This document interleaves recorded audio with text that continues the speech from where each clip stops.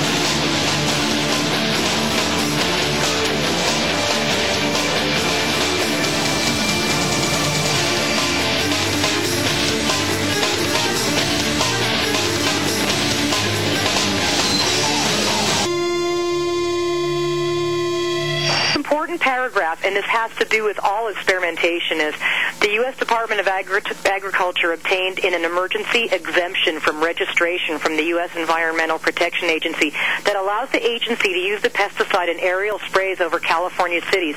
Because of that exemption, the spraying program isn't subject to state approval. And they say there's no widespread infestation, but the U.S. Department of Agriculture says they're trying to head off a potential disaster. So once again, everything is it's for our own good, and it's important that we realize that this is the mentality that we are dealing with. There are many instances of deliberate nuclear releases that we were not warned about. This is so unfortunate. So much damage was done. I mean, I can rattle off a few of them. You can do your own research, but Green Run test at Hanford, Washington in 1949, 2 radiation warfare field experiments at Oak Ridge in 1948, 6 tests during 1949 to 1952 warfare ballistics dispersals at the Dugway Proving Ground in Utah. Poor Utah has just gotten so badly reamed. 1950s, of course, in Los Alamos, Rochester, New York, in 1943. The history is long and dark. Yes, and these are not...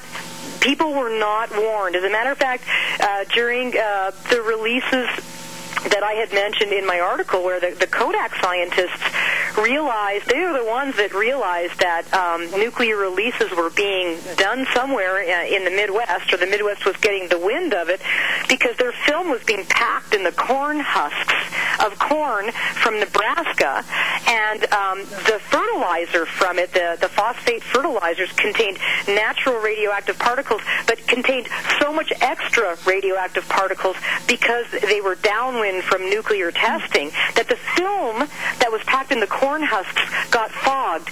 So Kodak was so angry, they complained twice after 2 releases to the American government, and the government then promised to warn Kodak about the releases. But they didn't warn the people. Well, no, and neither did Kodak, which is really the really dark story behind the story, is that Kodak could have gone, oh my God, we have the ability to warn the people. Let's just keep selling film. Yeah. Tell us about typical. Yeah, tell us it really is. About weather modification agreements between the U.S. and Canada, and we weren't told about that either. Well, I've been searching actually for a lot of different weather modification agreements. The one from Canada was really easy to find in the Canadian archives, and what's interesting about it is that it basically states that because and this was I'm going to have to look it up now. It was in the 70s, early 70s, I think, but okay. I'll check that for sure. What they basically stated was, look, we're doing weather modification. I know we're doing weather modification. Both countries are doing weather modification experiments.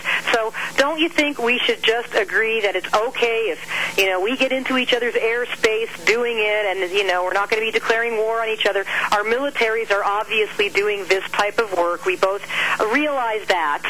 So so they signed a treaty. I'm still looking for other treaties, which I do believe exist. It was just really easy to find the Canadian one. Right. So yeah, but basically it just admitted, I believe it's like 1974, and that's what was said, that's what was signed, and it was just completely taken for granted. Carol, has we know anyone... what we're doing, so let's just make sure it's cool when we see each other's planes. Are there any tests done that confirm absolutely what some of the chemical compounds are in these chemtrails? Well,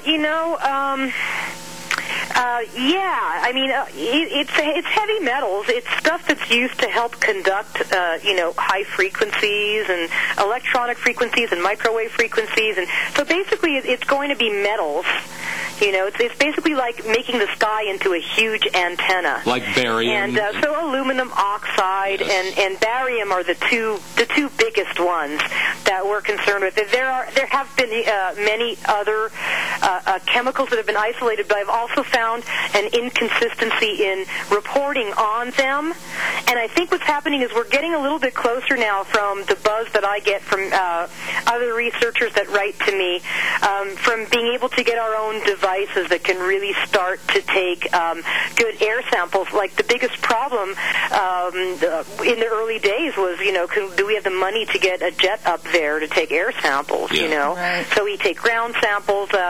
Bridget from Arizona Skywatch goes all over the place getting water samples from places where they're basically just get rainwater and the water's not fed from anywhere else. And, so we're getting a little better at that. But basically it's filled with heavy metals and barium and aluminum. Any of the other, we've heard some things about pathogens of some kind, and there's been some connection between perhaps even Morgellons disease and the chemtrails. Have you run into anything like that? Well, yeah, I've run into a lot of stuff, and I'll tell you, the Internet can be a difficult place sometimes to do research for that reason, because some people will swear that, that there has been blood in the samples, right. Blood molecules, and I think that, hey, that could belong to a totally different experiment, because if you go to my website, iclines.com, and you read the article, Yes, We Are Being Sprayed, you'll see that biological experimentation, has been going on since the 40s, and we have no reason to believe that it's stopped. So I believe, unfortunately, what some people are feeling are chemtrails might be completely other heinous experiments, which are biological warfare experiments, which are going on. And there's just so much crap going on up there that that might not be specifically the chemtrail spraying that is for the purpose of trying to create a super antenna. Carol, when we come back... That could belong to a whole other sortie of experimentation, but I don't doubt it. And the Morgellons disease, which is the fibrous, little fibers that it makes perfect sense when you ingest something in your body, and if you can't pass it the way we normally pass things, what happens is your body tries to push things out, any toxins out any way they can. And in this case, it's through the skin. Carol, we're going to have Carol, we're going to have to take a break. When we come back, we'll touch a little bit more on the fibrous things with Morgellons, but also I want to talk about the military chaff that's being spread out there as well. Don't go away.